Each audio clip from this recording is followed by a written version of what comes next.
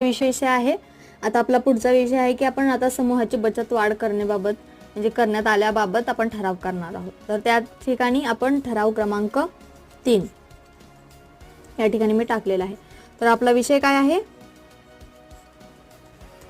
समूहातील बचत वाढ करणे बाबत आपला ठराव आहे. तर या ठिकाणी पुढे आपण वरील विषयानुसरून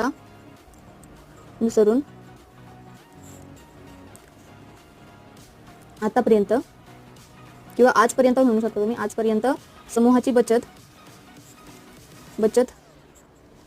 आठवडी 25 रुपये प्रमाणे होती. परंतु समूहाच्या